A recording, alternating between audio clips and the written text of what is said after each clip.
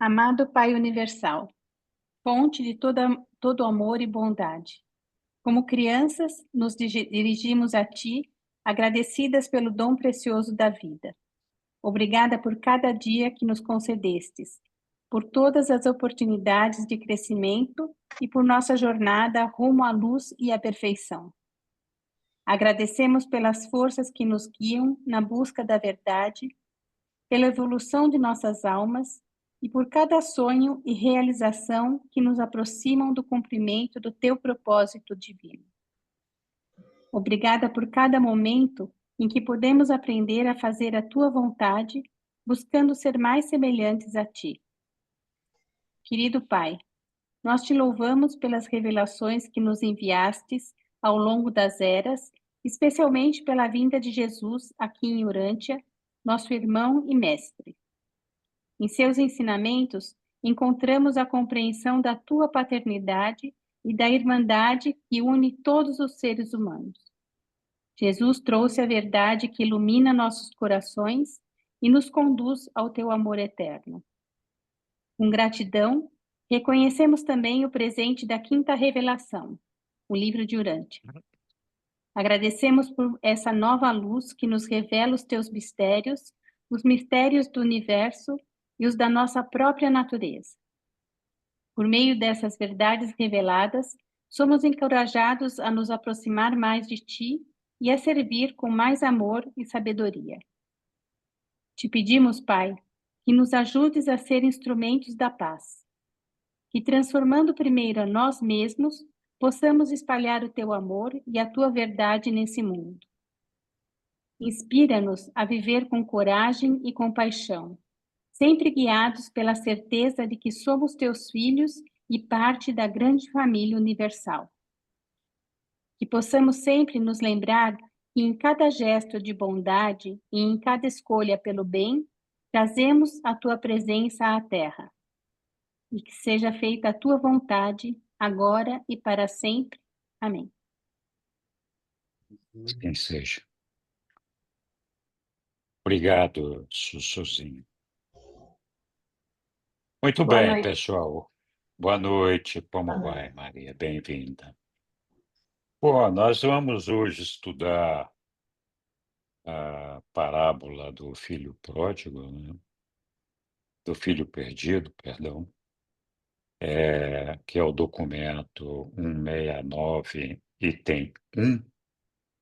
Então, para quem quer acompanhar no livro, seja lá onde for, é ali que a gente vai estar.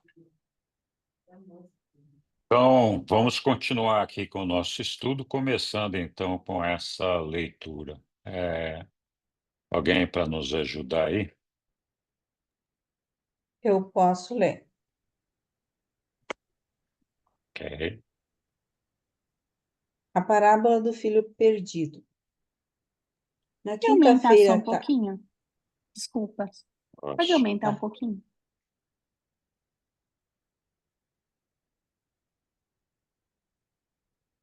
Comentado. Pronto? Pronto?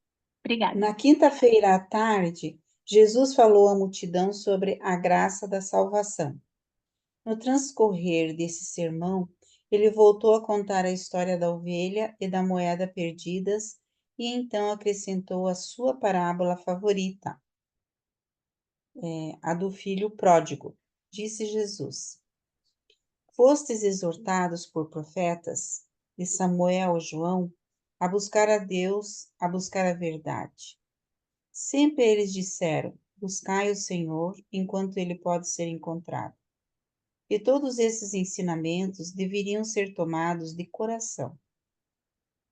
Mas eu vim mostrar-vos que, ao mesmo tempo que estáis tentando encontrar Deus, do mesmo modo Deus está buscando encontrar-vos.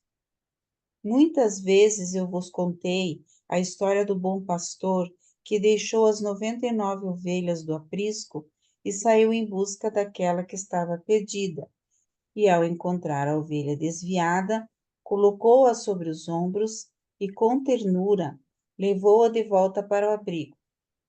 Quando a ovelha perdida foi devolvida ao aprisco, vos lembrais que o bom pastor convocou os seus amigos e convidou-os para que se jubilassem com a volta da ovelha que tinha estado perdida.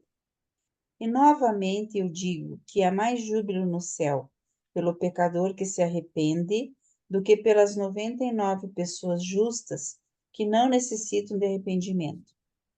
O fato de que algumas almas estejam perdidas apenas aumenta o interesse do Pai Celeste. Eu vim a este mundo para cumprir o mandado do meu Pai. Mas realmente tem sido dito do Filho do Homem que é amigo de publicanos e de pecadores.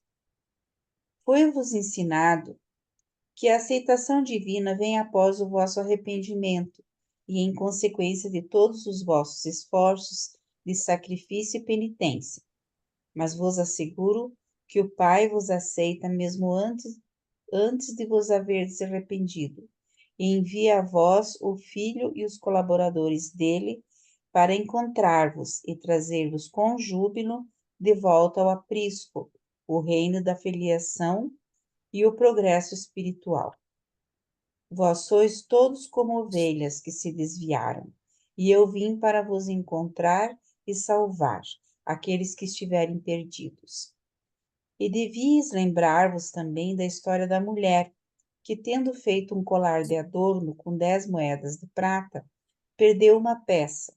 Então acendeu a lâmpada e varreu cuidadosamente a casa, e manteve a busca até encontrar a peça de prata perdida. E tão logo achou a peça perdida, reuniu amigos e vizinhos, dizendo: Rejubilai comigo, pois encontrei a peça que estava perdida. E assim novamente vos digo: há sempre júbilo na presença dos anjos do céu por causa de um pecador que se arrepende e retorna ao abraço do Pai. E vos conto essa história para incutir em vós a ideia de que o Pai e o Filho saem em busca daqueles que estão perdidos. E nessa busca, nós empregamos todas as influências capazes de ajudar-nos em nossos esforços diligentes para encontrar aqueles que estão perdidos, aqueles que permanecem na necessidade de salvação. Assim o Filho do Homem sai no deserto para buscar a ovelha que se desviou e, ao mesmo tempo, busca a moeda que foi perdida na casa. A ovelha extravia-se involuntariamente. A moeda cobre-se com o pó do tempo e esconde-se sob o acúmulo das coisas dos homens. E agora gostaria de contar-vos a história do filho imprudente de um fazendeiro abastado. Esse filho abandonou deliberadamente a casa do pai e saiu para uma terra estrangeira, onde passou por muitas atribulações. Vos lembrais de que a ovelha desviou-se involuntariamente, mas esse jovem abandonou sua casa premeditadamente. Foi assim. Um certo homem tinha 2 filhos. O mais jovem, era alegre e despreocupado. Estava sempre atrás de um divertimento e esquivando-se da responsabilidade. Ao passo que o seu irmão mais velho era sério, sóbrio, trabalhador e disposto a assumir as responsabilidades. Ora, esses 2 irmãos não se davam muito bem, um com o outro, e sempre se viam brigando e discutindo. O mais jovem era alegre e vivaz, mas indolente, e não era confiável.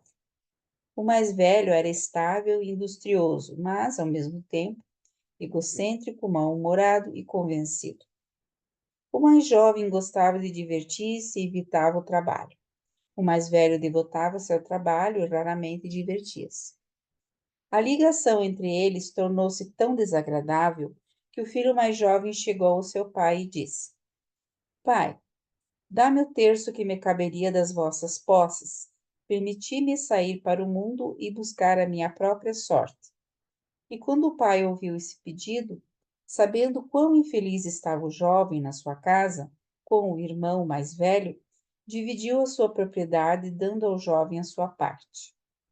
Em poucas semanas, o jovem reuniu todos seus fundos e saiu em viagem a um país distante.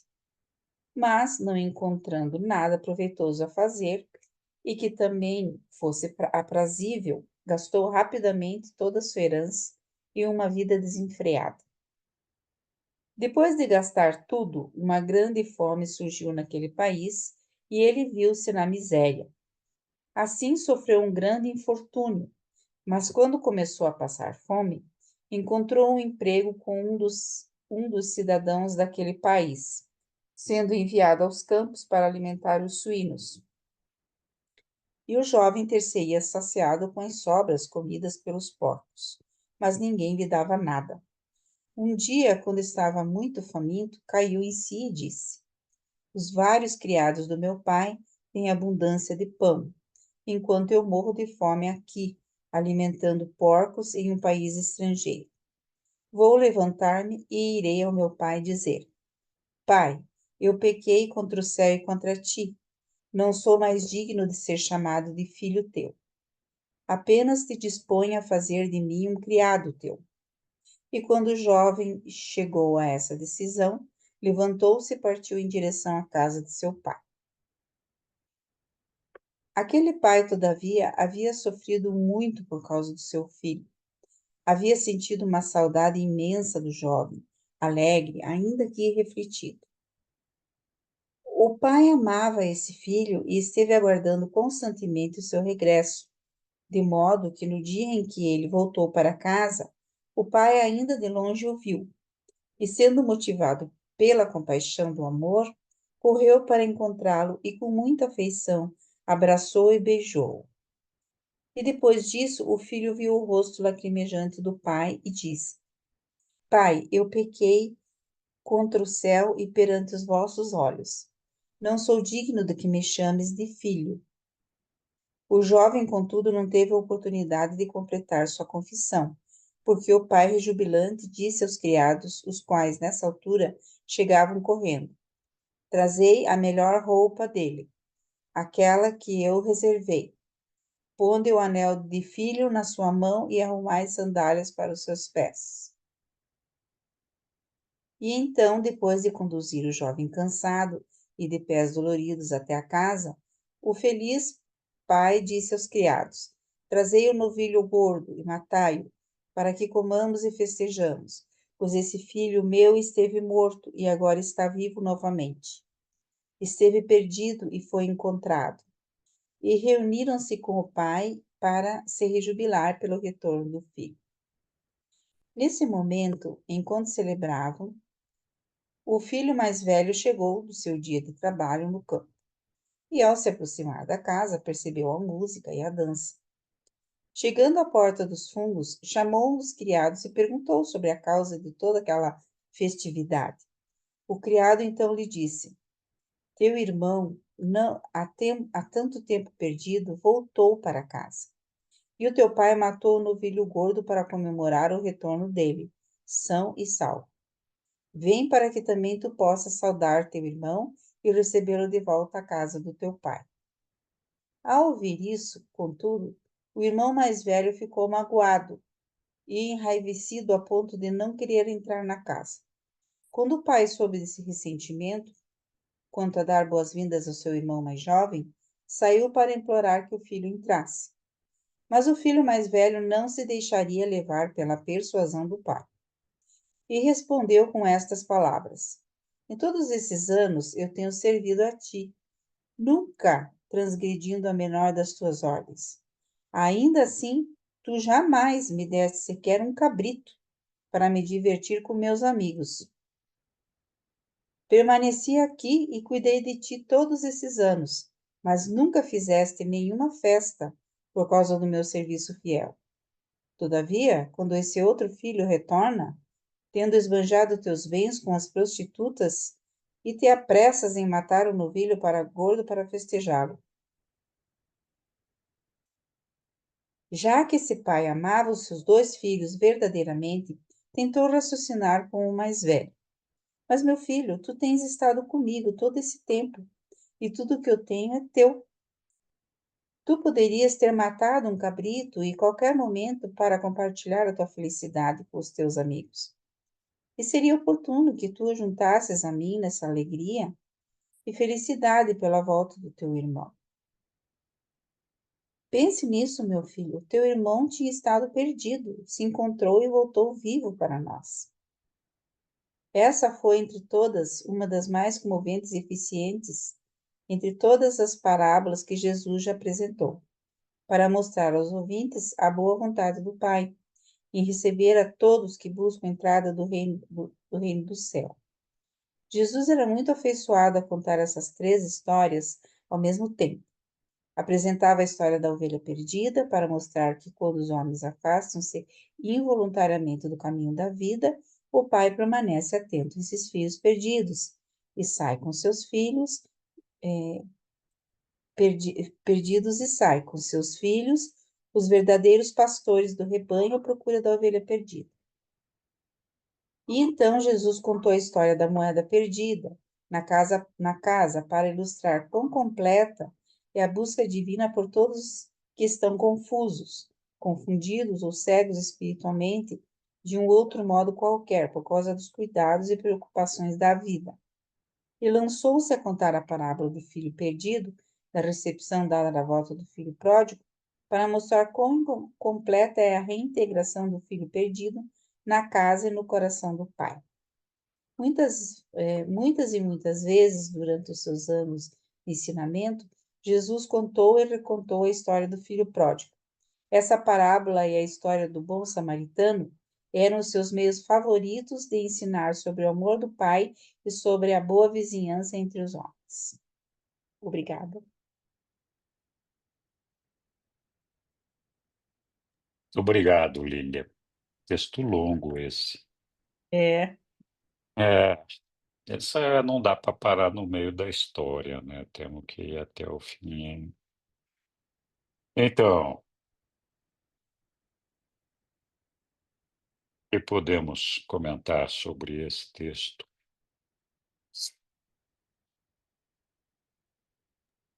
acho que Deus está sempre disposto, né, a receber as pessoas e Ele está em busca das ovelhas perdidas aí, né? É verdade. Diga lá, Roberto. Olha, eu acho que isso está acontecendo agora. Há um ensinamento que diz assim, que Deus nos olha do infinito para o finito, e que nós olhamos Ele do finito para o infinito que Ele é. Eu acho que o Pai Universal agora, Ele está olhando a gente através do ajustador do pensamento. Só que ele tenta focar, mas a gente está tão confuso, incompleto, então ele não vê. E eu acho que à medida que a gente vai se aproximando do paraíso e vai sendo aquilo que a gente realmente é, ele vai nos vendo melhor. E eu acho que ele vai ficando feliz a cada passo. Então, eu acho que isso acontece. E quando a Lilian começou ali, dizendo que, assim como nós procuramos Deus, Ele está nos procurando. Eu acho que isso está acontecendo agora e eu fiquei, assim, um pouco derretido e emocionado com esse ser tão grandioso que nos busca. E eu concluo essa observação dizendo que eu acho que nesse momento Ele está olhando cada um de nós. Tem uma frase que diz assim, que o ajustador do pensamento é o amor de Deus individualizado para cada alma humana. Então eu acho que Deus olha para nós através do ajustador do pensamento. E o ajustador é perfeito. Ele não consegue ver algo que não seja divino e perfeito. Então, ele está olhando para a gente agora, através do olho do ajustador do pensamento, bem no coração da nossa alma. Isso está acontecendo agora, isso não é uma parábola. Eu acho que a cada segundo isso está acontecendo. Deus está nos procurando com todo o amor dele. E eu acho isso emocionante, só de pensar como Um ser tão grande pode amar a gente tão pequenininho, tão cheio de problemas. É isso. Obrigado, Roberto. Foi Sâmia, hoje ela está com nome diferente. Tudo bem, Sâmia? Gente, eu dei uma mudada porque eu quero ser uma nova pessoa e como meu nome é Daniela Sâmia, eu adotei o Sâmia agora para incorporar essa nova identidade de uma pessoa melhorada. Compartilho do mesmo sentimento do Roberto, realmente é bem emocionante ser relembrado, né, dessa questão de que Deus também está procurando a gente. E o sentimento, o que eu senti ouvindo a leitura, o que veio para mim foi essa questão do reconhecimento, sabe? A necessidade do reconhecimento que nós humanos temos e como a gente se torna egoísta, né, no papel do filho mais velho, que como ele se sentiu, né, quando o pai acolheu aquele que era mais, a vida é festa, tipo assim, na visão do mais velho, né? Ele tinha uma visão do que o mais novo, tipo, queria só vida mundana, se divertir e tudo mais. E quando a gente está seguindo assim esse caminho de retidão, de busca e tudo, muitas vezes, não sei vocês, né? Mas para mim, pelo menos, fica aquela coisa do reconhecimento, né? Certo, eu estou fazendo tudo certo aqui. E aí, o que é que tu vai me dar em troca? Né? Me veio muito isso, como se fosse realmente assim uma espécie de correção também de quem se vê no papel do filho mais velho, entende?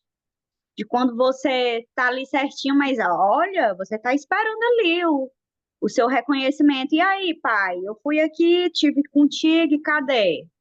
Aí esse aqui que não presta, que não vale nada, que foi aí pro mundo, que visitou aí, como ele falou, prostitutas e não sei o que, gastou dinheiro e você recebe ele assim.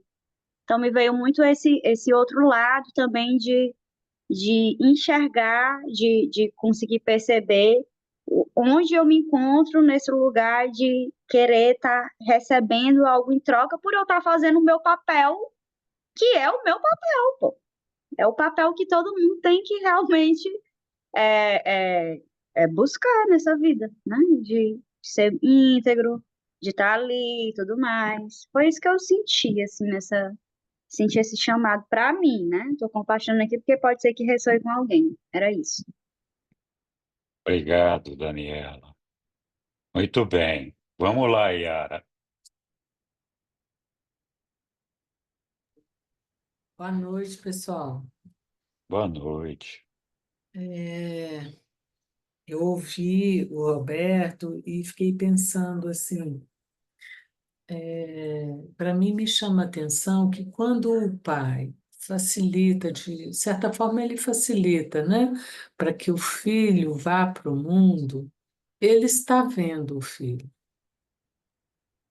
E quando esse filho sai, ele não está vendo o pai, ele está vendo o mundo. E nessa situação da ilusão que ele tem em si, e que está perdido, para o pai, isso é uma morte, né? Assim, não é possível, nesse momento do desenvolvimento desse filho, ver os frutos do espírito, o reconhecimento da filiação. Então, quando esse filho consegue, com a sua experiência, e com o seu desapontamento e decepção mesmo, né, diante da situação que ele estava lá alimentando os porcos, nessa hora ele revive no sentido de ver o pai. E novamente ele se torna o filho vivo, né, verdadeiramente autêntico, humilde na volta, esperando ser aceito da forma que o pai pudesse aceitá-lo, né? Então, isso é verdadeiramente o que eu imagino que o pai espera de um filho. E essa felicidade plena dele é porque ele amava os dois. Um ele já tinha com ele, e o outro estava voltando. E o filho mais velho, ele estava ali muito próximo, ele também precisava do reconhecimento do pai, porque todo filho quer realmente sentir que é filho, né? Quer sentir que ele recebe do pai o que o pai tem para dar e que cada um espera que seja justo. E naquela hora ele estava achando que estava sendo injustiçado. Mas quando o pai assegura a ele o que é meu é seu, né? Ele também resgata, eu imagino, esse filho. Então é isso que fica para mim, assim. O que mais Obrigado, Iara. importa é o que a gente consegue fazer nascer em nós verdadeiramente, autenticamente. Não é pelo fato de ser reto ou ser perfeito, mas é o que você consegue entender de verdade dentro. É isso que nos ergue, é isso que nos edifica, e é isso que torna um pai feliz. Obrigado, Iara. Oi, Egli. Eu achei essa parábola muito linda, né? Muito encantadora, assim, porque ele conta a história tão detalhada dos dois filhos, né? E realmente cada filho traz um ensinamento diferente. E me chamou a atenção do mais novo, que quando ele retorna também com a vontade, ademais da verdade dele, da sinceridade de olhar para tudo aquilo que ele viveu nas experiências dele, querendo reparar o erro dele, né? A reparação me chamou a atenção e ele retorna com o coração assim bem querendo fazer o papel do criado, inclusive, para resgatar a parte dele que ele não soube naquela época ser suficientemente maduro, né, no seu trabalho. Então, tem muitos ensinamentos aí de cada filho, né, que são a polaridade do ser humano e a arrogância do mais velho por cumprir todas as regras necessárias. Isso está muito em cada um de nós, né, de certa forma. A gente às vezes quer ser muito na retidão e aí quer o reconhecimento, porque, puxa, eu sou tão bom, e o que está acontecendo comigo? Quando a gente, às vezes, vive experiências dolorosas, o que Deus quer?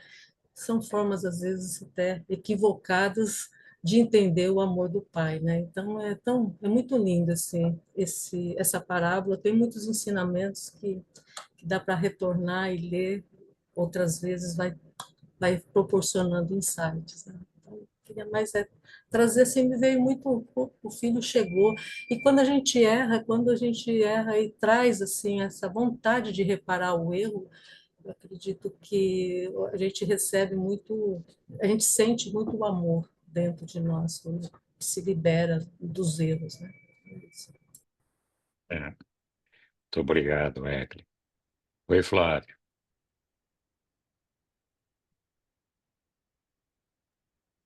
Pois é, assim, ó, eu vou defender esse filho que ficou em casa ali, porque a gente. Imagina o cara trabalhou com o pai dele a vida toda ali, né? Ajudou a crescer o negócio do pai ali e tal, né? O outro filho saiu, né? Foi para a noite, né? Aprontou, né? Enfim, teve uma vida lá como ele queria.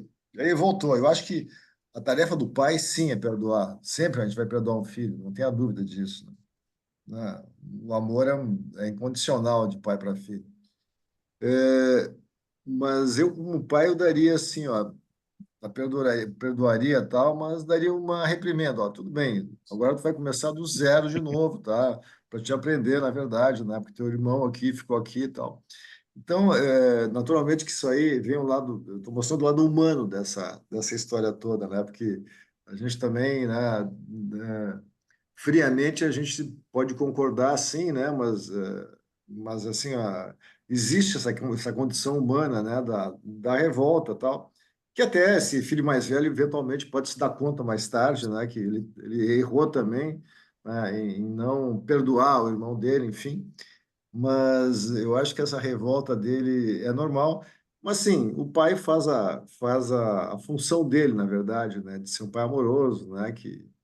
Mas também um pai tinha que ser um pai corretivo também, né?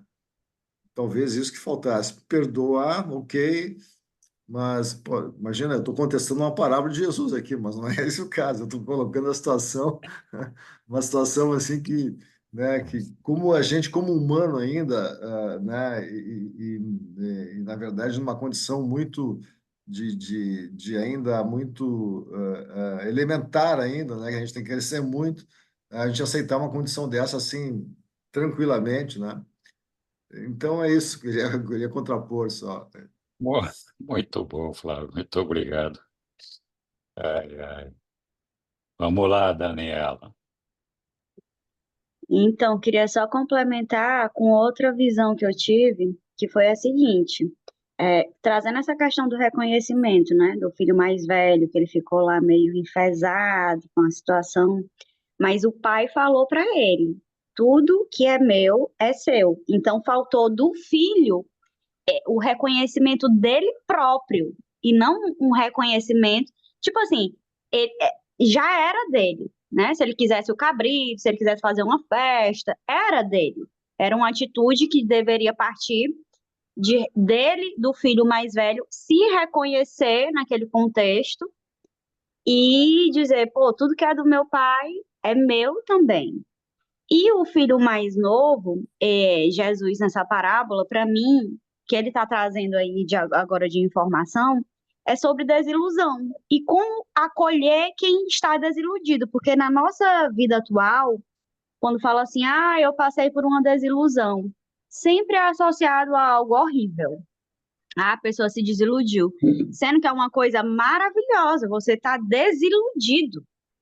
Você não está mais iludido. Então, a gente se ilude com as coisas do mundo, e aí nessa parábola ele trouxe essa versão de como acolher quem passa por uma desilusão com o mundo, com as ideias que a gente tem com relação ao mundo.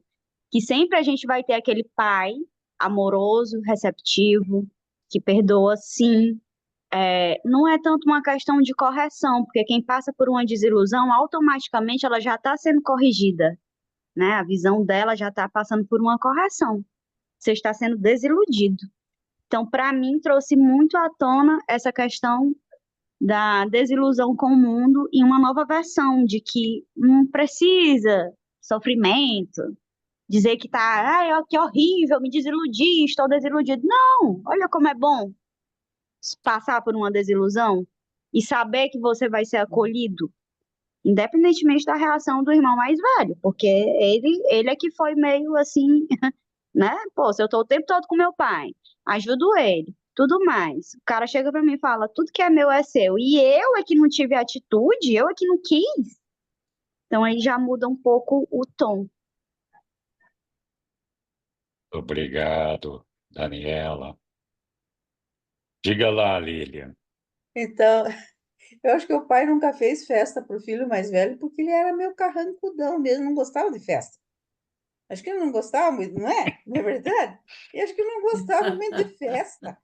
E quem gostava de festa mesmo era o mais novo, ele era mais alegre, né? O outro, que tem gente que não gosta muito de festa, não. Então, eu acho que o pai nunca imaginou em dar uma festa para o filho. Eu vou fazer festa com o filho mais velho. Tá bom. Eu quero completar uma coisinha. Eu também acho que não é caso de punição, não, porque o aprendizado autêntico, ele em si, ele substitui a punição, né, por um aprendizado do sentido da vida, né, do que realinha ele. E de mais a mais, ele estava dando comida para os porcos, hein, Flávio? Que coisa mais chata do que você ficar numa condição dessa.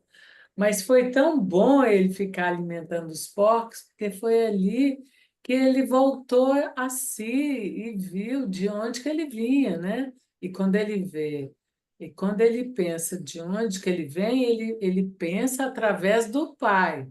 É através do Pai que ele se encontra, né? Que ele diz, poxa, Quem trabalha lá com meu pai está na abundância, e eu estou aqui alimentando os porcos. Quer dizer, ali as coisas entraram nos seus devidos lugares. Então, eu penso que assim, a lição, né? Não diria punição, mas a lição ali foi aprendida por ele de uma forma que ele próprio percebe o sentido, né? E o sentido era ele realmente se reencontrar também com o pai, com a família. Então, tem várias formas. Eu também acho que a desilusão é ótima, né? Assim, quando a gente está pensando erradamente, está perdido, se desiludir é cair em si. Então, é uma bênção, um presente. Obrigado, Yara.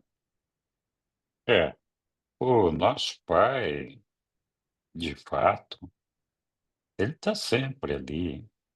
O que ele mais quer é que todos nós cheguemos até ele, né? Essa é que é a verdade.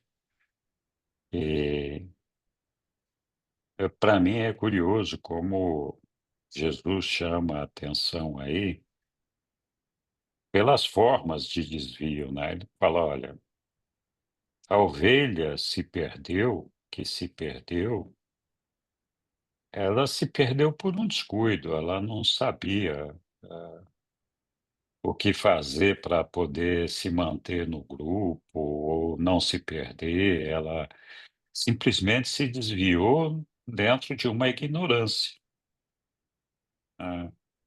Então, é essa ovelha que o pai sai para buscar. Ele vai buscar, porque ela está perdida por uma ignorância, porque ela não sabe como ela se perdeu. Então tem um aspecto interessante aí, que é o fato do pai ir buscar. Ele vai até a ovelha e traz ela nas costas, nos ombros, né. E eu acho que o pai faz isso com todos nós que nos perdemos na nossa ignorância e que cometemos erros, às vezes um atrás do outro, até sem perceber que nós estamos errando. Então, o nosso pai diz: olha, esse meu filho aqui, essa minha ovelha, precisa mais da minha ajuda e eu não posso ficar esperando ela voltar aqui. Eu tenho que ir lá dar um suporte maior, um apoio maior para ela encontrar o caminho de volta para casa.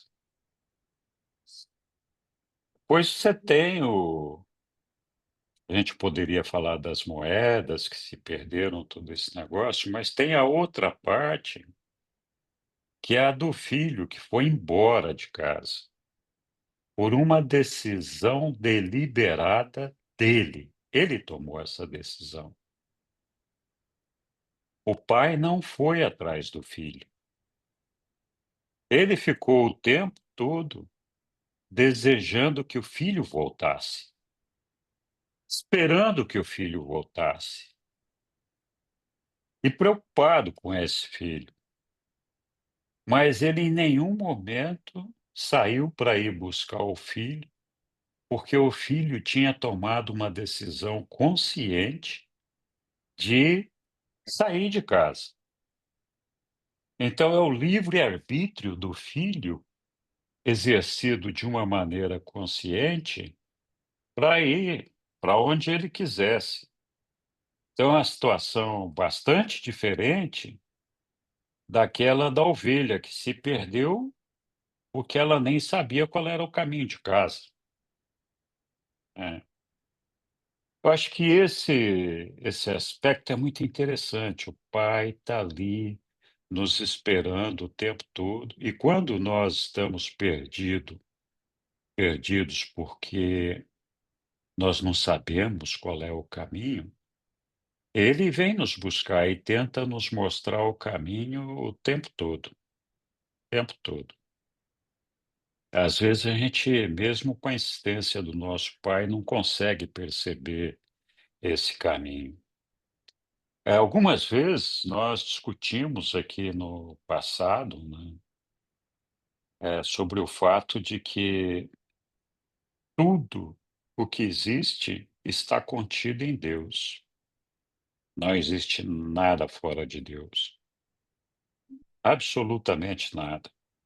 E muitas vezes nós não nos damos conta da felicidade que nós temos e dos presentes que nós temos todos os dias, de acordar todos os dias, do sol, da chuva, da natureza, do nosso marido, mulher, nossos filhos, nossos amigos, nosso trabalho e, claro, também as nossas dificuldades e todos os problemas pelos quais nós passamos.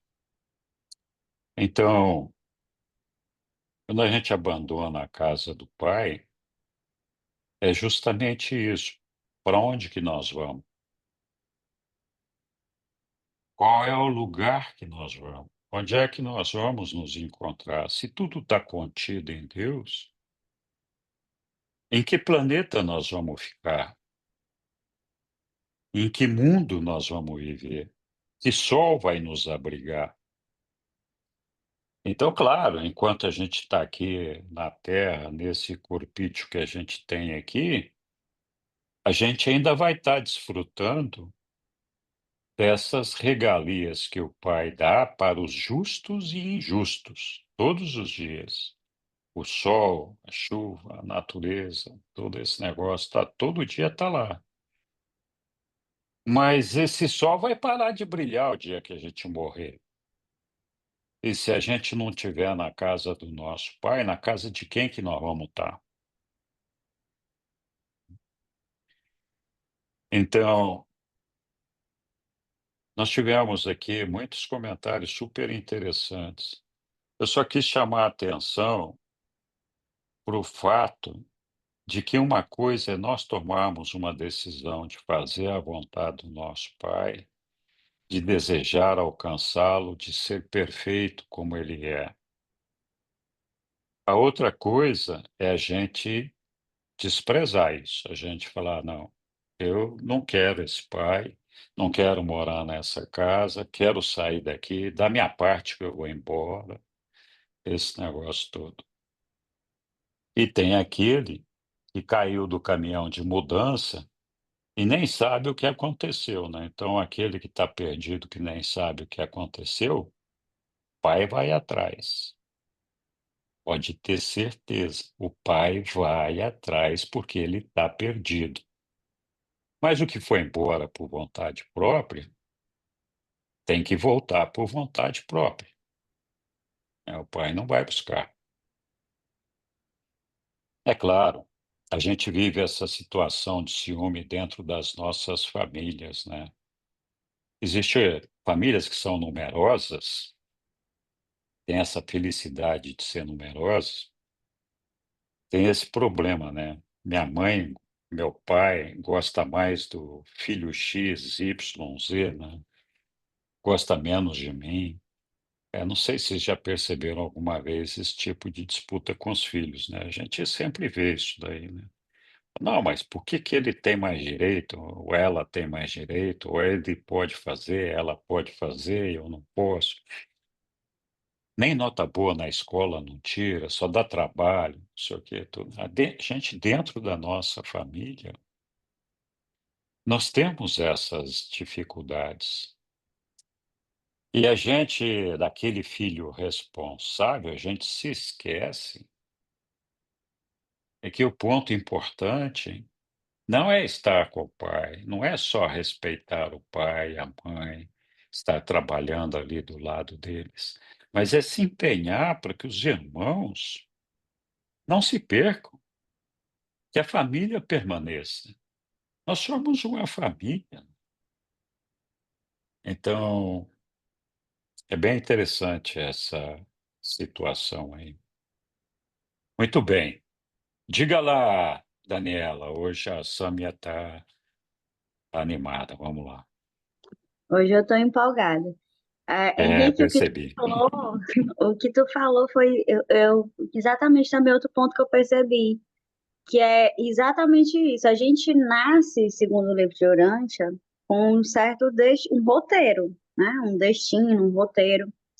E aí, no caso desse filho que ele decidiu sair de casa, foi uma decisão dele. E nessa parábola, Jesus quis mostrar o imenso respeito, a grandiosidade do Criador de tudo, do Criador de tudo que é, do nosso Pai, de não interferir nas decisões que nós tomamos, né? E assim, é muito interessante porque, para mim, ele também revela como se fosse indicando como os pais devem ser com seus filhos. Porque tem pais que eles sufocam os filhos, que eles querem que o. Ai, não, mas eu tenho mais experiência e esse caminho não é o seu. Poxa, deixa a pessoa seguir, descobrir, passar por aquela desilusão. Deixa ela escolher, por mais que você saiba que vai ser dolorido, né? O que a gente entende é que quem é pai, quem é mãe, sente aquela dor por aquele filho, se intromete na experiência do filho, e nessa parábola Jesus fala que nem o pai, que é o pai, assim que ele, né, a gente interpretando, colocando para Deus, nem Deus vai atrás. Ele deixa o próprio ser humano escolher lá o seu roteiro, se desiludir com aquilo, retorna. E o mais incrível de tudo é que, por mais que a gente recuse o roteiro e quebre a cara, você sabe que você vai ter lá o seu pai, entendeu? Que você não vai estar comendo comida de porco, né? Que você vai ser bem servido, que você vai ser bem recebido. E essa coisa do filho mais velho, a gente vê muito em famílias. Por exemplo, eu fui criada, minha irmã tem 16 anos de diferença de mim. E às vezes a minha própria família, alguém acusava: eita, tua mãe gosta mais da tua irmã do que de ti. Gente, eu amava. Eu juro pra vocês, eu fazia era amar. Eu dizia: eita, graças a Deus, meu Deus, que essa menina é muito amada. Eu não ficava enciumada, entendeu? Então eu via assim, essa questão do ciúme, essa questão da coisa toda, porque eu tinha uma mentalidade diferente da minha irmã. Eu era mais corretinha, entre aspas, assim, digamos. Mas eu também era festeira, como esse filho pródigo aí também, entendeu? Só que eu não tinha esse ciúme, eu não tinha essa coisa. Eu fui agraciada com esse. Eu tinha isso. Mas eu fico muito assim feliz com essa questão de que nessa parábola o próprio Jesus ensina, gente, não se metam nas experiências dos outros. Respeita o livre-arbítrio do outro, por mais horrível que seja.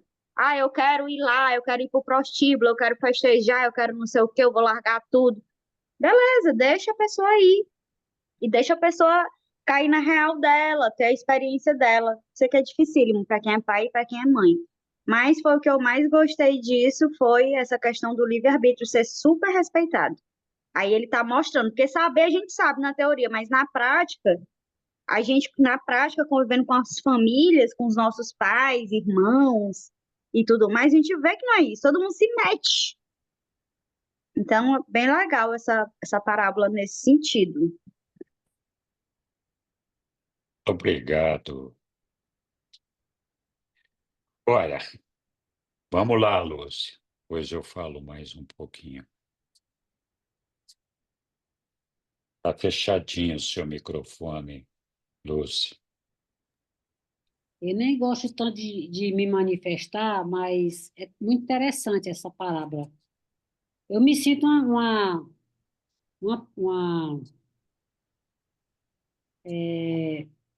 é que eu digo?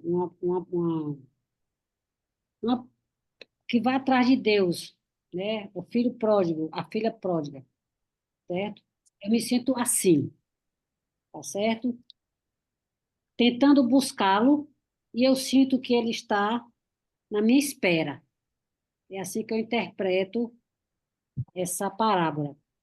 A filha pródiga e o pai esperando pela filha.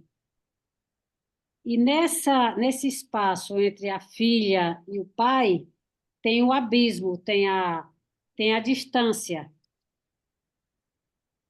Eu estou tentando chegar e eu sei que ele está me esperando, certo? Mas as dificuldades do dia a dia, a dificuldade da vida humana, dificulta a minha aproximação de fato com o pai.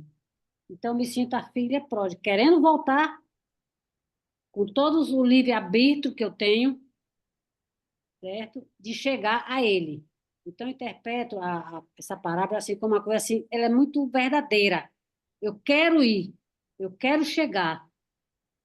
Ele está de braço aberto, está ali me puxando. Eu estou aqui, Lúcia. Vem. É isso. Pega a minha mão aí, Lúcia. Oh, me dá, que eu amo você. Ai, ai, que bom. Obrigado, Lúcia. É, então, é difícil, né? Todos nós queremos o bem das pessoas que nos cercam. Pelo menos deveria ser assim.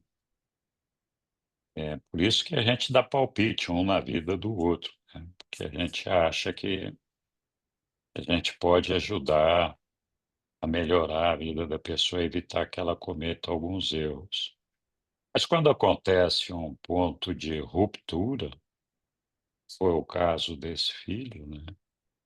O filho rompeu, né? Falou assim: olha, eu não quero mais ficar aqui, eu vou embora. Então, depois que foi embora, não tem o que fazer, né? Você já tomou a decisão, mas enquanto está em casa, meu pai sempre falava para mim: ó, o dia que você quiser fazer alguma coisa diferente do que eu quero, você faz sair fumaça na sua chaminé, porque nessa chaminé aqui sou eu que faço sair fumaça.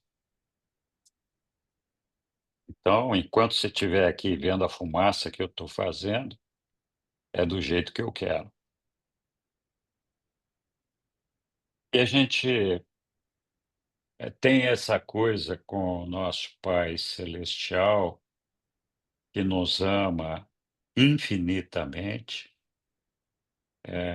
tem o maior desejo do mundo que nós estejamos com Ele, que nós o alcancemos e que a gente possa sair de todos os nossos problemas, sofrimentos e todo esse negócio que a gente tem que enfrentar no nosso dia a dia.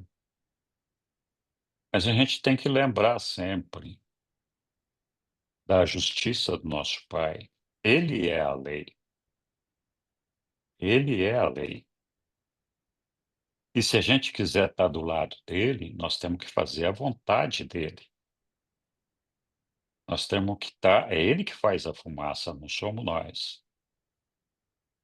Nós temos que estar ali tentando compreender os desígnios que ele nos coloca a todos nós. Ele certamente nos ama profundamente, como ele mesmo diz em todas as suas aventuras, todo o seu sofrimento, todos os seus desafios, todas as suas aflições, eu vou estar lá junto com você. Só segura na minha mão aqui que encosta no meu ombro aqui que eu vou te levar. Então nós temos que confiar que o nosso Pai vai fazer isso, mas a gente não pode esquecer que Ele é que faz a fumaça. E a lei é Ele é a lei. E dentro da casa dele não tem desvio da lei. Ali só tem uma coisa, ou você está com ele ou está fora, né? Não existe absolutamente nada fora de Deus. Não tem uma casa para a gente ir, não tem um lugar para a gente ficar. A gente fala assim: "Bom, então não tem opção". Tem, você tem a opção de não ficar na casa dele, mas é uma opção sua, né. E é por isso que esse filho voltou para a casa dele. Ele chegou num ponto tão baixo, percebeu que tinha perdido tanto da vida, passando tanta necessidade, começando a faltar comida, bebida, o ar que respira, o sol já não é mais o mesmo. Tudo vai se pondo cada vez mais distante quando nós nos afastamos da casa do nosso Pai. Então é muito bonito esse texto no sentido de que ele realmente revela a profundidade do amor que nosso Pai tem por todos nós. E não poderia ser diferente, ele nos ama profundamente, tem uma misericórdia incrível, né? É impressionante a paciência, o amor que ele dedica a todos nós, o carinho, a compreensão, mas ele não interfere quando a gente sai fora, quando a gente abandona essa casa de livre e espontânea vontade, por mais que ele fique entristecido, ele não vai lá. Mas ele sempre fala: "Olha, fique aqui, eu vou te dar tudo que você quiser, tudo que eu tenho é seu. Aproveite tudo que eu tenho, fique aqui comigo. Mas aqui tem regras, as regras são essas, você tem que cumprir". E não é fácil a gente seguir o caminho de Deus. Os desafios são muitos, a gente tem que abandonar o nosso ego, abrir mão de uma porção de coisas que a nossa natureza animal sempre, nos incentiva a esse desvio, né. Então, de fato, o texto é muito bonito e a lição dele é muito profunda. Tem muita coisa que a gente poderia ficar discutindo desse texto aqui, talvez o resto da noite. Então, eu acho maravilhoso a gente ressaltar a bondade do nosso Pai, o amor dele para com todos nós, a maneira como ele recebe de volta em casa um filho que anteriormente tinha decidido ir embora. Tudo isso revela exatamente o amor e a misericórdia do nosso Pai. Mas a gente não pode se esquecer nunca. Nós estamos aqui para fazer a vontade dele, e ele é a lei, ele é a justiça, ele é a regra. E ele não vai ser benevolente com nenhum de nós, não vai interferir na vida de nenhum de nós, sob pena de, quando ele fizer isso, se preocupar mais com cada um de nós do que ele se preocupa com o todo, o reino dele fica comprometido. Então, o Pai nos ama profundamente como indivíduos, e ele faz tudo o que é possível, tudo que está ao alcance dele para que a gente seja parte dessa família dele. Mas ele de maneira nenhuma vai nos proteger, nos receber e nos abençoar se ele perceber que a família dele está em perigo. Então o amor dele tem um limite. O todo, a família, é mais importante que o indivíduo. Tem algumas passagens no Lu que falam sobre isso. Então, muita reflexão esse texto aí. Eu concordo com tudo que todos nós falamos aqui. Acho que tivemos depoimentos interessantes, comentários muito apropriados, muito bons. E que bom que esse tema suscitou tantas intervenções e tanto desejo de todos nós falarmos um pouquinho. Muito bem. Alguém mais quer se manifestar?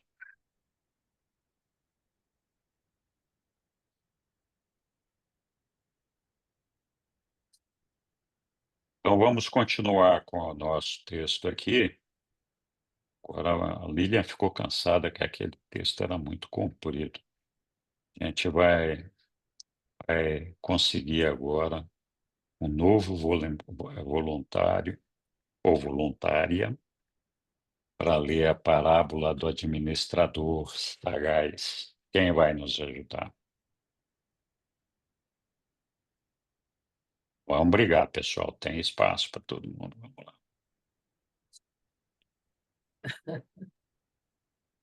Eu posso ler. Eu só não leio Vamos lá, Milton, então. Obrigado.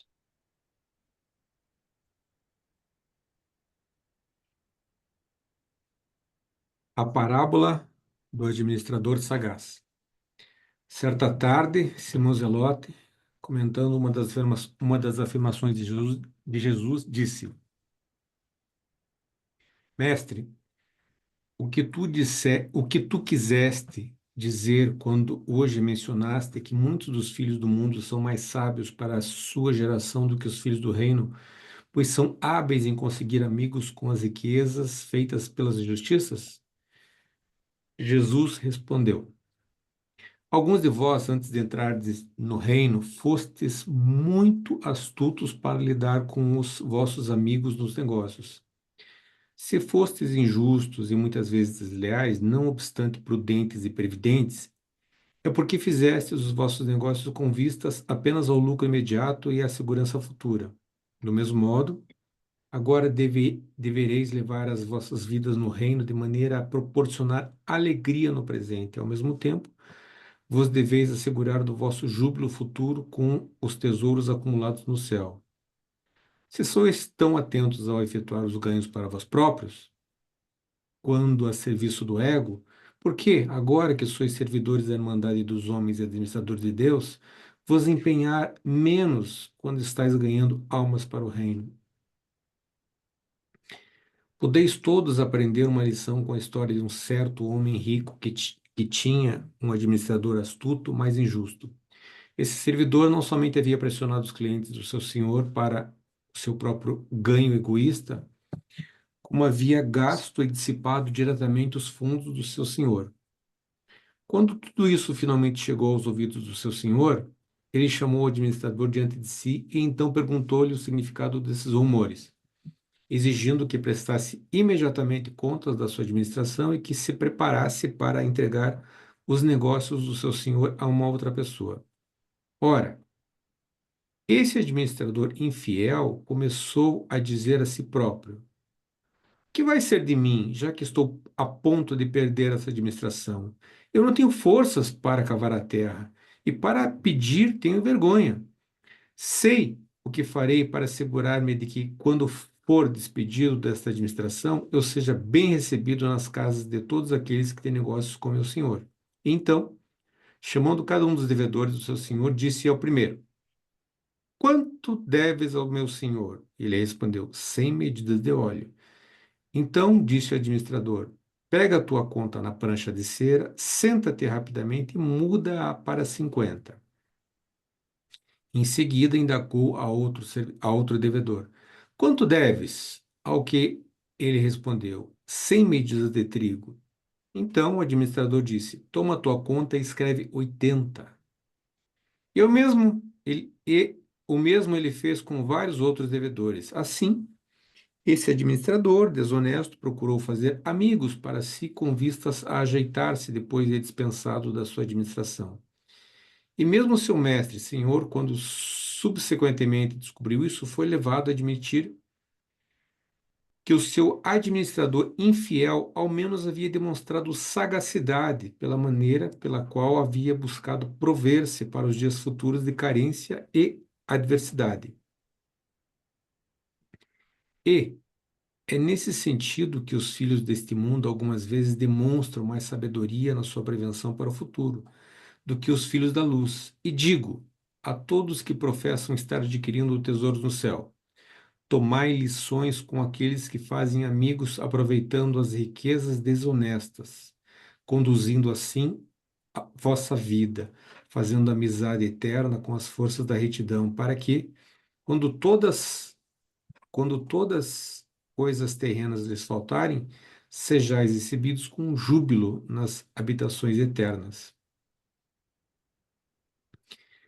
Eu afirmo que aquele que é fiel nas coisas pequenas também será fiel nas grandes, enquanto aquele que não é reto nas coisas pequenas, também não será nas grandes.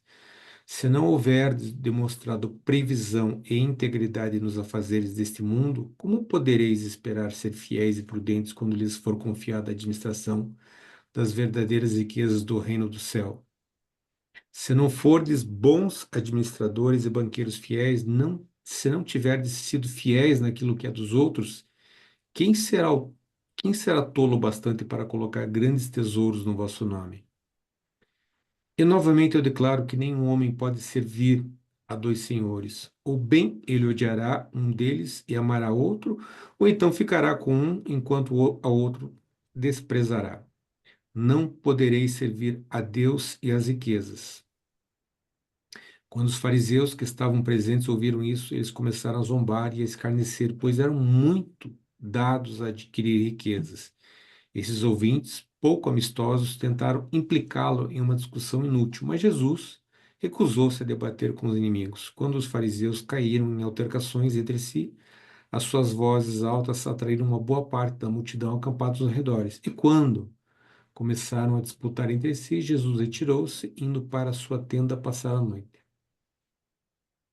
Obrigado, Milton. E aí? E essa agora, hein?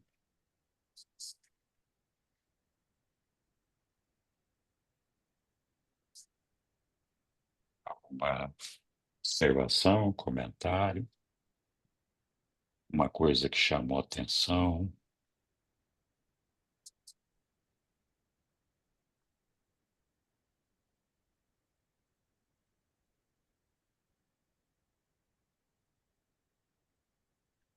Esse negócio de acumular. Diga lá, Sidney. Na verdade, eu não entendi muito bem, não. Se o Henrique puder me ajudar, eu agradeceria. Essa, ele está elogiando o administrador que estava roubando ele e dando para os clientes, na verdade, né? Metade da dívida, uma parte da dívida, ele estava mudando, ou seja, ele estava adulterando as contas e roubando o seu patrão. Eu não entendi direito isso, não. E o livro elogia isso? Eu confesso que eu não entendi. Obrigado. Obrigado, Sidney. Olha, eu acho que, na verdade, Jesus está não necessariamente elogiando, mas ele está se valendo desse exemplo para reconhecer que esse capataz ou esse administrador pensou diligentemente no seu futuro de defender as riquezas que ele precisaria defender para garantir que ele não fosse ser um miserável no futuro. E para fazer isso, ele sacrificou ou roubou o patrão dele. Então, por isso que eu acho que ele diz ali, ó, não tem como servir a dois senhores, né? Você ou serve um, ou serve o outro. Ali o capataz serviu a riqueza, tentando fazer, a gente chama isso no mercado como um hedge, né? Garantindo uma proteção para o futuro dele, por meio desse procedimento escuso. E Mas isso termina aqui na Terra, né? Então, assim, o cara não tem como servir a dois senhores. Tudo bem, ele fez a provisão dele lá e o patrão dele descobriu e alguma coisa depois aconteceu. Então, se a gente for trabalhar para o nosso Pai que está no céu e nós vamos acumular tesouros no paraíso, nós não temos como fazer um hedging ou como desviar uma parte dos recursos do nosso pai, a não ser que a gente faça isso de uma maneira que a gente está servindo a um outro senhor, né. Então, Eu acho que acumular os tesouros no céu é fazer aquilo que Jesus está falando ali. Por que que você não tem tanto empenho para conquistar novas almas para o reino dos céus, como você tem aqui para fazer as suas riquezas, né? Mas sim, o texto realmente dá margem a muita especulação e muita dúvida, assim. Nós podemos reler o texto passo a passo, se vocês quiserem, para ajudar a esclarecer. Oi, Aélio. Boa noite a todos. Boa noite. Boa noite. É o seguinte, o que eu entendo do texto é o seguinte: o sujeito, o administrador desonesto, em tese, não estava roubando para si próprio a riqueza propriamente dita. Ele estava querendo se servir dessa riqueza com outros propósitos, de conquistar corações ou conquistar adesões. Isso lembra muito o que acontece na nossa política, especialmente nos últimos anos, de gastar o dinheiro para conquistar apoios e para conquistar amigos. É a mesma coisa, assim, como o ditado popular ensina, fazer favor com chapéu alheio. Não deixa de ser uma desonestidade, ainda que aparentemente traga benefício para outros. Mas a questão envolve quem faz isso, que é o administrador desonesto, e quem aceita esse tipo de presente, vamos chamar de presente. Você deve, aqui não entra no mérito se a dívida é legítima, se a dívida é ilegítima, se é honesta ou desonesta, simplesmente há uma dívida e quem deve aceita que essa dívida seja diminuída, seja pela intenção que for. Ou seja, tem dois desonestos aqui, no mínimo, o que dá o que não lhe pertence, fraudando a confiança de que lhe foi depositada. Ele era administrador, então ele devia ter a confiança. Então ele estava fraudando a confiança, além de fraudar o dinheiro, além de pegar o dinheiro que não lhe pertence. Bom, esse é o primeiro aspecto. O segundo aspecto, na literatura, tem a história inglesa, né? Tem a história do Robin Hood, que tomava dos outros, dos que tinham, tomava, maneira elegante de dizer, que roubava dos outros para distribuir entre os pobres. E a gente celebra Robin Hood como um herói. Então, está muito claro o que Jesus quis dizer para mim. Muito claro, muito claro. É desonesto. Não faça isso. Então, é simplificado que você escolhe a riqueza material ao invés das riquezas espirituais. Mas dá um exemplo de riqueza, mas o exemplo não é bem esse, apesar de ser esse o contexto. Ele pretendia atingir os seus ouvintes mais perversos, que eram aqueles que o acompanhavam e que certamente viram no relato de Jesus a própria história. Então, Jesus, ainda que estivesse falando genericamente, ele estava, a rigor, ensinando sobre os seus adversários mais próximos. E entre eles, segundo o texto, começaram a debater. E o que eles debatiam? Ele está errado, como já se viu, enfim. Então, se eles estavam debatendo entre si, eles não eram os proprietários do tesouro, como o que foi lesado, que aqui é apenas citado, apenas um referencial. Eles estavam se colocando como o administrador infiel. E Jesus disse, no meu entendimento, está na entrelinha, deixa eles quebrarem a cabeça, deixa eles se acertarem, eles entenderam a mensagem, deixa eles chegarem a um consenso. E vazou. É o que eu disse que iria e não vou perder meu tempo aqui. Então, Para mim está muito claro. Jesus falou sobre estes e reprovou. Não tem nada dúbio aqui, pelo menos não para mim. Grato.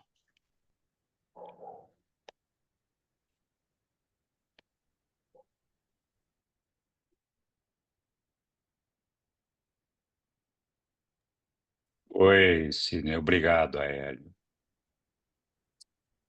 No parágrafo seguinte, o que ele diz?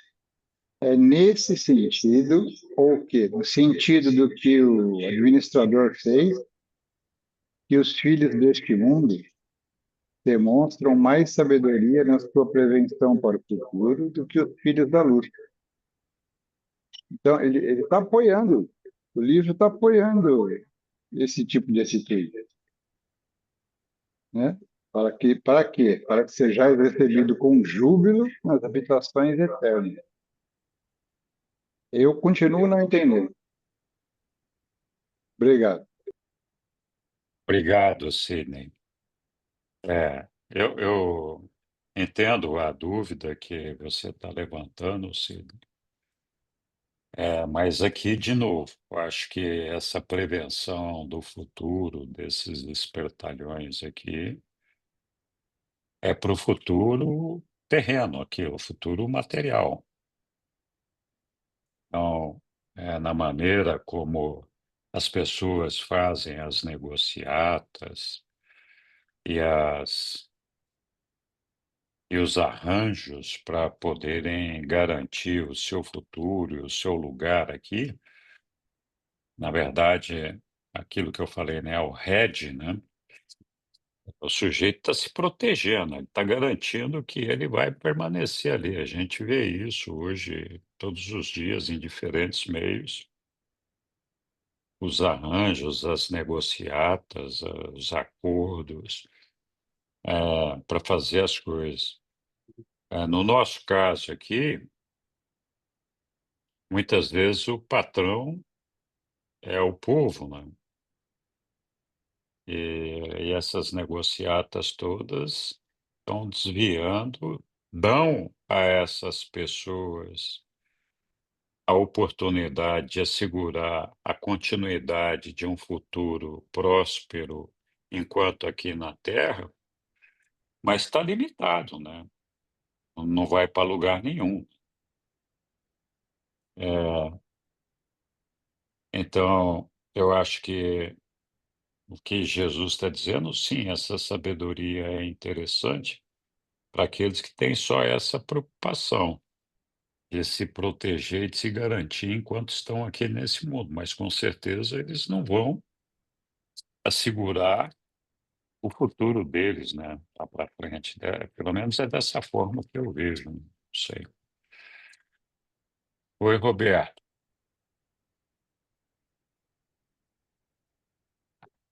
Ora, eu acho que a motivação do nosso Senhor Jesus está logo no início, quando ele diz assim: por que quando a gente está agindo para o nosso ego, a gente age com tanta intensidade? Por que não agir com essa intensidade, com esse zelo, para as realizações do reino do céu? Ó, é, é, acho, vai lá no início, no início. Isso.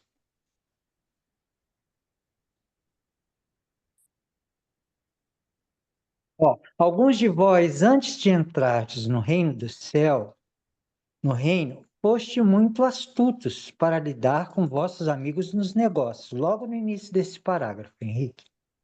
Se fossem no obstante prudentes e providentes. Do mesmo modo, agora deveis levar as vossas vidas no reino de maneira a proporcionar alegria no presente. Ao mesmo tempo, deveis assegurar o vosso júbilo no futuro com tesouros acumulados no céu.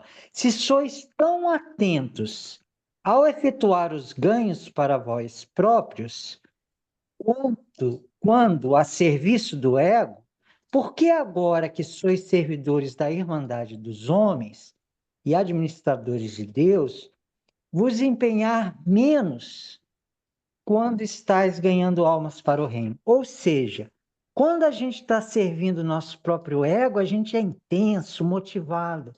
E depois que a gente está servindo ao reino de Deus, a gente não é tão intenso. É isso que Jesus está observando. Eu quero dar um testemunho pessoal que eu lembro, na época, antes da conversão, de atentar para essas realidades, a gente é muito dedicado. Vamos formar, a gente planeja, faz as coisas. Mas hoje em dia, às vezes eu me sinto sem motivação. Eu não tenho mais aquelas motivações, aquele interesse por aqueles planos de ganho pessoal, mas eu também não tenho a mesma intensidade para lidar com as coisas de Deus. E eu acho que eu só vou ter essa intensidade quando for por amor. Eu acho que, mesmo que a gente saiba dessas coisas todas, se a gente ainda for cumprir e viver os ensinamentos do livro de Urante, por ganho pessoal, para a gente estar no céu, não vamos conseguir ser intensos. Tem que ser por amor.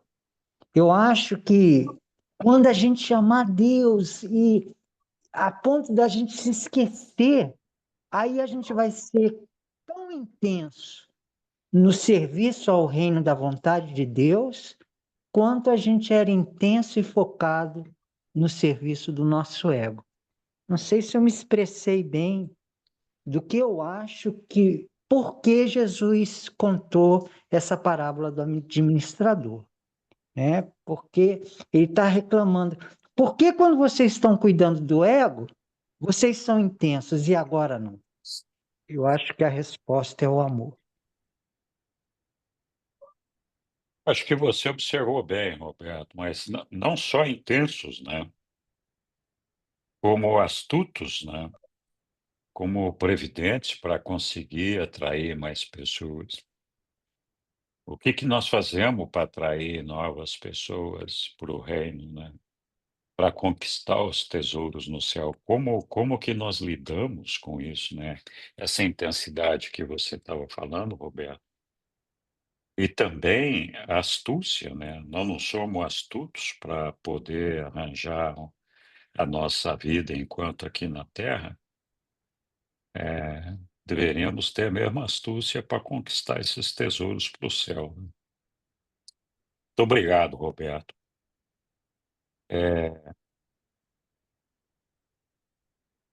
Tinha mais alguém com a mão levantada aqui, mas acho que desistiu. Oi, Yara. Eu fico refletindo que, assim, alguém de nós aqui já falou, os dons que a gente tem são os mesmos, tanto para o bem como para o mal. Uma pessoa pode ser muito inteligente e ser construtiva se ela estiver voltada para o bem. Ela pode usar a mesma inteligência para o mal, ela pode levar vantagens materiais rápidas, imediatas, e isso me faz pensar que é a mesma coisa o que está ficando presente para mim, assim, a importância da gente ter apurado o que é que nos cabe realmente e usar todo um aparato de inteligência para seguir alinhado com esse sentido, com esse propósito. E muitas vezes a gente se perde.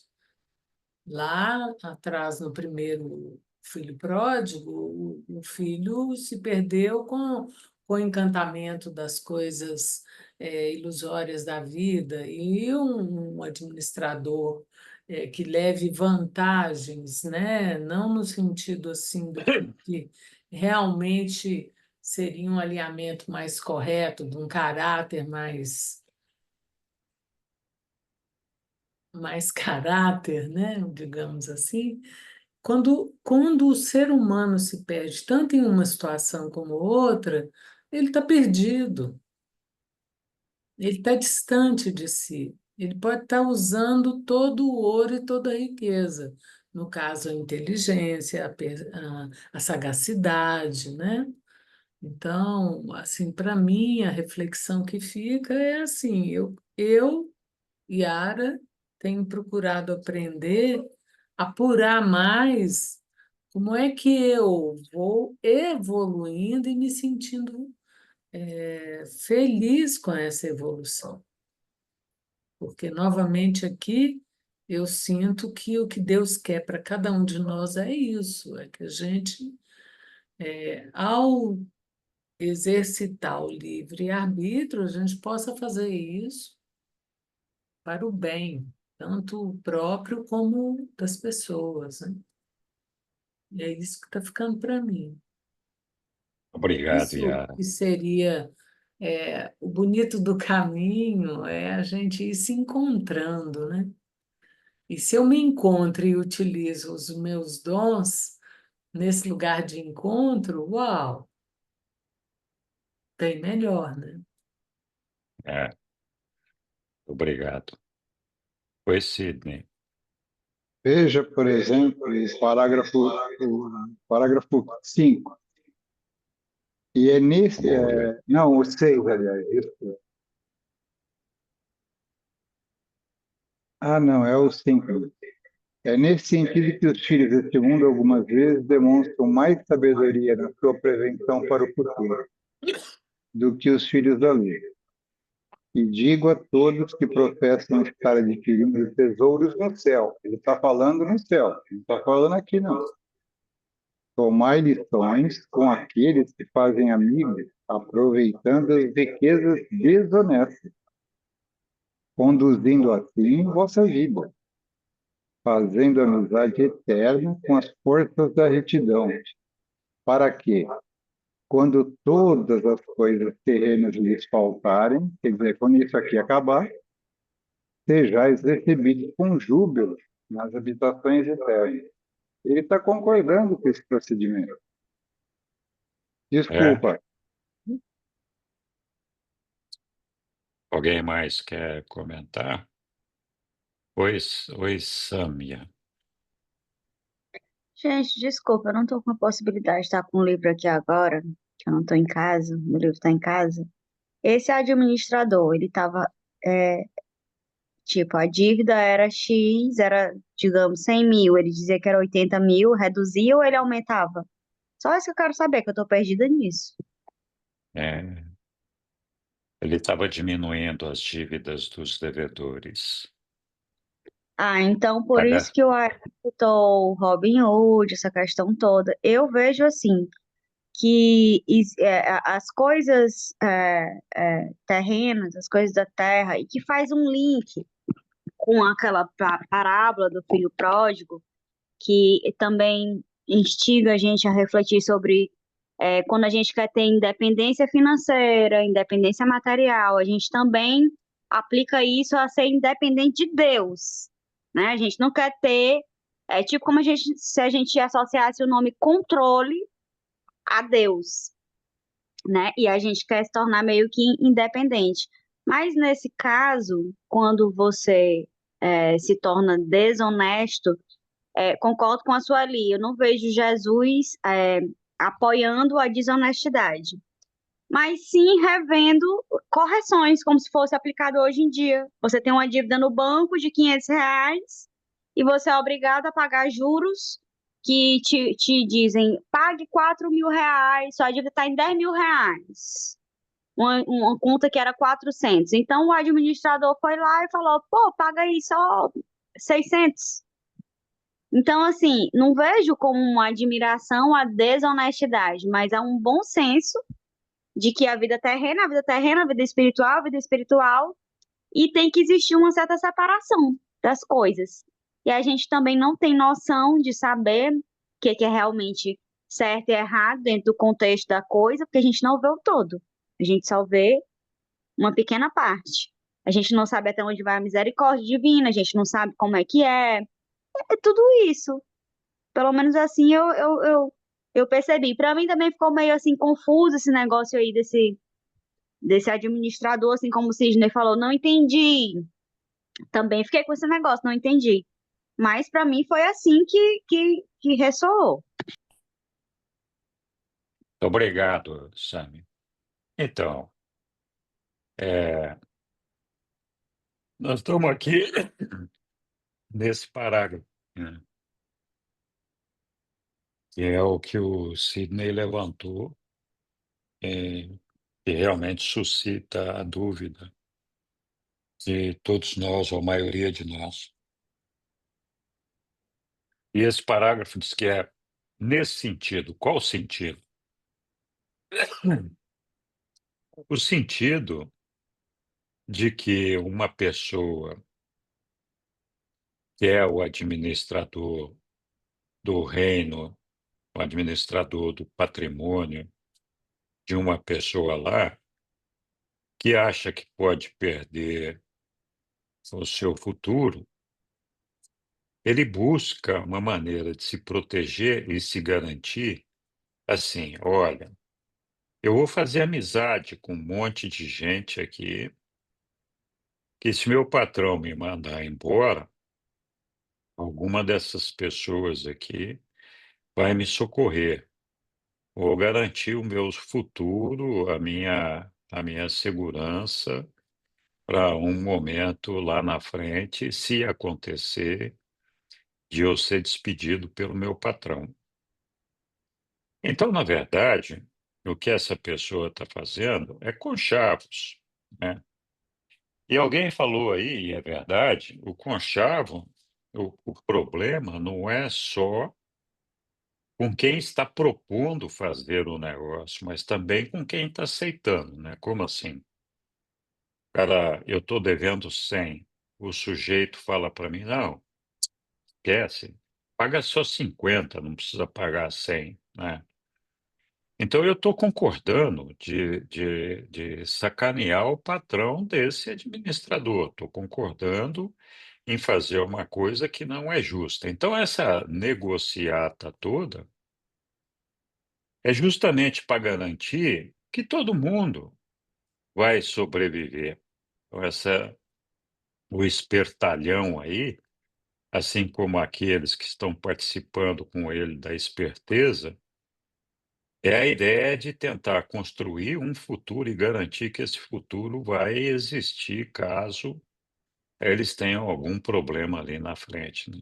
É isso que a gente vê hoje no dia a dia, né, a gente vê, quantas pessoas, políticos ou não, empresários ou não, enfim, quantas pessoas no meio da sociedade vivem de conchavos e de acertos e de arrumações com outras pessoas para tentar conquistar, uma melhor posição, mais poder, garantir o seu futuro e todo esse negócio. Então, é um processo realmente de negociata que leva o sujeito a garantir o futuro dele. Então, o que eu entendo que Jesus está dizendo aqui, que é nesse sentido que os filhos do mundo algumas vezes demonstram mais sabedoria na sua prevenção para o futuro do que os filhos da luz. Então, sabedoria na prevenção para o futuro, que é justamente de garantir que eles não vão morrer de fome. Então, eles têm uma certa sabedoria se a gente for focalizar exclusivamente nessa vida material em que nós estamos aqui. Então, nesse sentido, muitas vezes eles são mais sagazes, espertos do que os filhos da luz. Então ele fala lá: olha, e digo a todos que professam estar adquirindo tesouros nos céus, tomai lições com aqueles que fazem amigos, aproveitando as riquezas desonestas. Tomai lições com os amigos que fazem as riquezas desonestas, quer dizer o quê, né? Conduzindo assim a vossa vida, fazendo amizade eterna com as forças da retidão. para que quando todas essas coisas terrenas lhes faltarem, sejais recebidos com júbilos nas habitações eternas. Então, quando ele fala tomar lições, eu entendo que é para a gente ver o que essas pessoas estão fazendo e tomar isso como um modelo para não fazer a mesma coisa. Conduzindo assim a nossa vida, fazendo amizade eterna com as forças da retidão, para que quando essas coisas que esses picareta estão fazendo aí, aqui nas coisas terrenas, nos faltarem, e a gente não tiver participado dessa maracutaia, nós possamos ser recebidos com júbilo nas habitações eternas, né. Então, essa é a maneira como eu estou vendo isso daí, mas, claro, o texto realmente suscita dúvidas, né, sobre uma interpretação apropriada. Eu tenho certeza que Jesus não está recomendando que a gente seja trapaceiro para conquistar o reino dos céus. Diga lá, Hélio. Eu cheguei tarde na sala e não tinha visto desde o início o texto, mas agora Ah, tá. eu abri meu computador e eu estou começando a ler e entender melhor as dúvidas e os comentários. Bom, põe, por favor, na tela o parágrafo 1. Eu estranhei que antes você não pediu para pôr nada na tela, mas eu vou colocar. Acabar de chegar e Você é o cara de não tinha põe o aberto. parágrafo aí para mim. Mas vamos lá, está aqui, Vamos lá. parágrafo 1. Mas a propósito era só ouvir, mas com a dúvida do Sidney, eu falei, não, espera aí, não pode ser que Jesus ia ensinar uma bobagem dessa. Mas, enfim, vai que ele está certo. Parágrafo 1. Eu vou lê-lo, na verdade, inteiro, porque ali todo o resto está direcionado ao parágrafo 1. Comigo lá, gente, acompanhe. Certa tarde, Simão Zelote, comentando uma das afirmações de Jesus, disse, aqui está o cerne, todo o ensinamento de Jesus. Mestre, o que tu quisesse dizer quando hoje mencionaste que muitos dos filhos do mundo são mais sábios, destaque para a palavra sábios, porque sugere, quando a gente ouve falar de sábio, só sugere boas coisas, só gente inteligente, gente esperta, gente correta. Mas, enfim, destaque para sábios.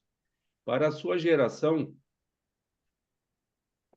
do que os filhos do reino. O filho do reino está sugerindo que não são sábios. Na pergunta do Zelote, não é na fala de Jesus, não, é na pergunta do Zelote.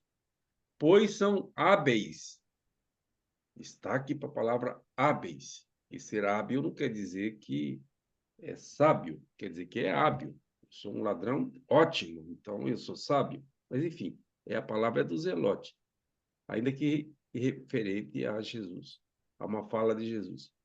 Depois vamos para a fala de Jesus. Para terminar, são hábeis em conseguir amigos com as riquezas feitas Eu tenho pelas aqui. injustiças. Destaque para a palavra injustiça. Então, Zelote, se referindo a Jesus, tratou de sábios contra os não sábios. E aí disse que hábeis em cometer injustiças. Essa é a pergunta do Zelote, e Jesus estava respondendo para Zelote.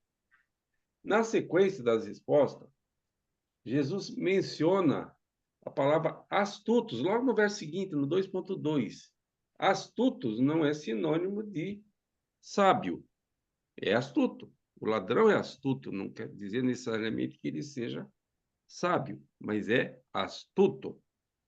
Eu estou dando ênfase nessa fala para reprovar que Jesus tenha ensinado alguém a ser injusto, alguém que roube o alheio. Não vejo nunca que Jesus ia ensinar uma coisa dessa. Então, ele está chamando o pseudo-sábio de astuto, de hábil, e segue. Na sequência, vai ter outras referências a relacionadas a esse administrador injusto que ele vai chamar de astuto, vai chamar de injusto, e outros adjetivos que são muito claros. Ele não tá aprovando, não. Ele está colocando em medida tudo que o Simão queria saber. Você entendeu errado, cara. Não é sábio, não. Bom, só nesse sentido me chamou mais a atenção. E a questão toda de você tomar o alheio, ainda que beneficie, eu vou por aspas nesse beneficie, porque o benefício parece aparente, quer dizer, quem tem uma dívida maior vai pagar uma dívida menor, que é diferente do que colocou a Dani, de que você vai no banco, tem uma dívida e negocia, o gerente te oferece uma possibilidade de quitação por um desconto. Não tem nada a ver com alguém ir lá e roubar o alheio sem permissão do seu patrão.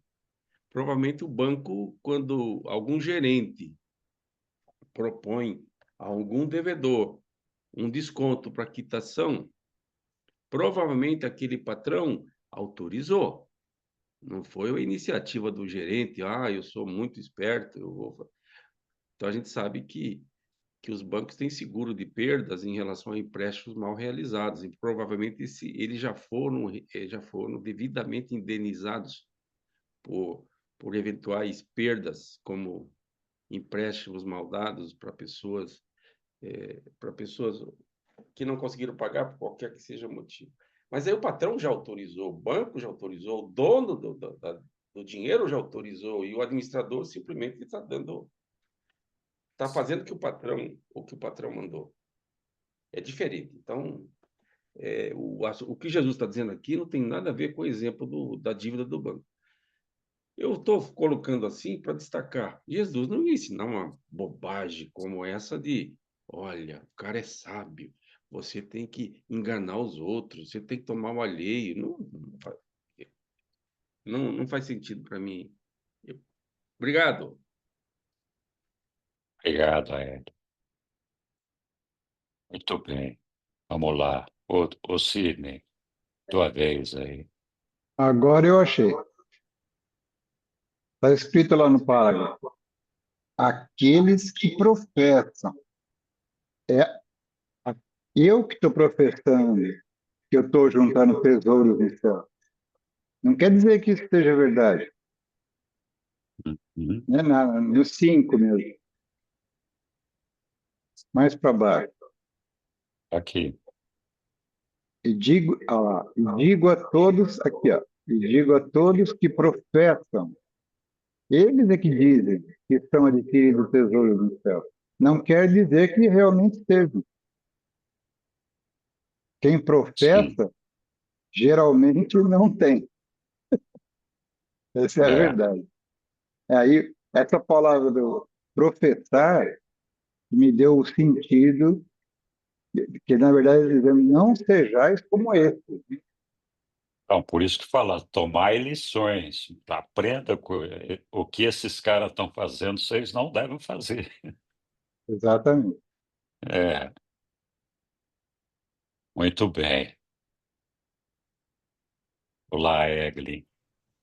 Eu gostaria de enfatizar e ler o que a Sueli escreveu, porque aí me ressoa muito o que ela escreveu. Acho que está bem, bem claro para mim assim o que ela entendeu. Eu acho que ressoa bastante bem comigo. Assim, se me permite, Sueli, eu vou ler o seu comentário escrito assim, porque Jesus não elogia a desonestidade em si, mas destaca a inteligência, a sagacidade e a capacidade de antecipação do administrador como qualidades que devem ser aplicadas no progresso espiritual. A ideia é que, assim como as pessoas podem ser engenhosas em resolver problemas materiais e garantir seus interesses terrenos, elas também deveriam usar tal sabedoria e determinação para buscar as realidades eternas do reino dos céus, no reino de Deus. E depois continua a parábola, nos lembra da importância de usar a inteligência e os recursos da vida de maneira consciente e propositiva. Jesus convida a que sejamos prudentes e generosos, não apenas para atender às necessidades materiais, mas para promover o bem maior e alcançar a vida eterna. Assim, aprendemos o que é verdadeiro, o verdadeiro valor das coisas está no uso amoroso e sábio de fazermos delas o benefício do reino de Deus. Achei bem legal, me ressoou bastante esse texto e queria enfatizar só isso. Muito legal, Egli, muito bom. Obrigado também a Sussu aí. Ok, diga lá, Yara. Eu sinto ressonância com o que a Egli acabou de ler, com o que Sueli trouxe nesse conteúdo. E, e é isso que eu já tinha dito, né? Quando a gente tem o discernimento das coisas que são como são, as coisas da vida podem até nos encantar, seduzir, mas se a gente aprende a apurar para depois escolher, e enquanto estamos apurando as nossas escolhas para o nosso desenvolvimento aqui dentro, a gente vai enxergando melhor, né? Tendo mais entendimento, tendo mais discernimento. E quando a gente tem esse discernimento, a gente vai no sentido que eu entendo que é do reino, né? Que nos espera. A gente vai, meu pai falava, né? Se você vai nadar num mar cheio de sujeira e você tem que nadar por uma questão de sobrevivência, aprenda a fazer com o seu nado a limpeza do caminho por onde você vai passar. Então, as coisas do mundo, elas, de certa forma, estão aí para todos nós. Nós estamos aqui no mundo, né? Tem pessoas que se dão melhor, que têm mais destaque por uma série de habilidades que, se a gente pensar bem, a gente vai pensar, será que vale a pena, né? Para conseguir algumas coisas que parecem ser, quando a gente percebe melhor, não são o caminho que nos leva para uma evolução mais inteiros, né? Mais conscientes. É só para Muito bom, Yara. ser Ok, muito redundante, obrigado. mas assim, a cada um de nós cabe essa busca da clareza, da verdade, do entendimento, da apuração mesmo que nos cabe, né? Uhum. Muito bem. Algum outro comentário sobre esse texto especificamente? Uma coisa a mais que a gente devesse ressaltar ou chamar a atenção? Bom, muito bem. A gente tem agora, próxima semana, a gente vai estudar aqui a outra parábola aqui. Esse capítulo tem várias parábolas de Jesus, né? E é o que fala do homem rico e o mendigo. Então, na próxima semana, nós vamos estar falando sobre isso, que é o item 3, então 693.